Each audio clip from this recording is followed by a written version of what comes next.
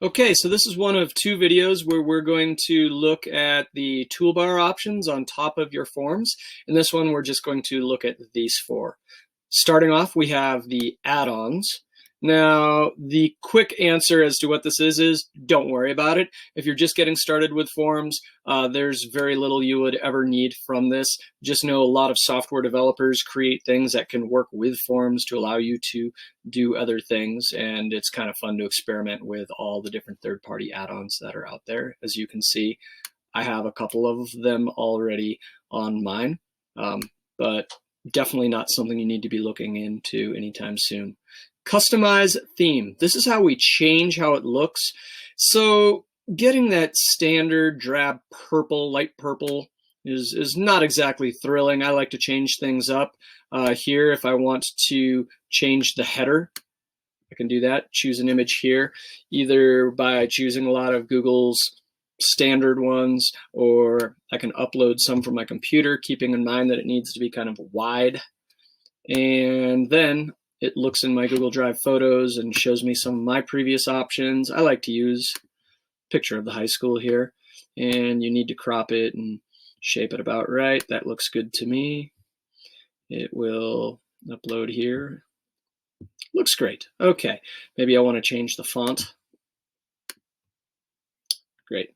Okay, change the background color, change the theme color. If I don't want this and I want to go like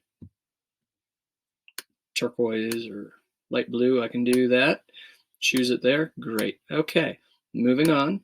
We have the preview button. If you want to know what it's going to look like from the standpoint of one of your students or respondents, you click on the preview button and then you can see what it will look like there. Pretty simple form. Okay, we're going to close that. Now, we are on to the settings, the gear. This is a big one, so we're going to take a little bit of time to unpack it.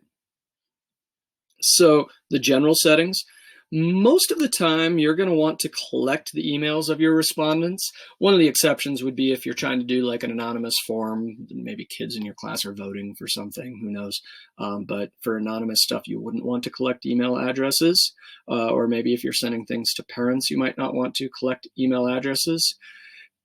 Response receipts, I personally don't like having those things. It just creates traffic that's unnecessary. I usually will uncheck it.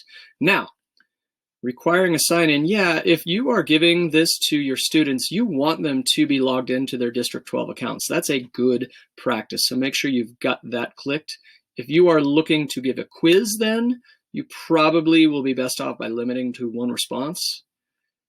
Again, if you're giving a quiz, you probably do not want them to be able to edit after they submit. And here's a big one right here. Depending on the type of quiz you're giving, if you're giving a formative quiz where you're testing you're checking for understanding of a concept that you've shared with them and a grade is either very minor or not being taken, it's a good idea to let the kids see like how their responses stacked up to their classmates, in which case you would want to go ahead and click on this. Otherwise, if it's a summative, you definitely want to make sure that they can't see that, because what could happen is a kid that takes it first could take screenshots, send it to their buddies. Yeah, you probably don't want to go down that road.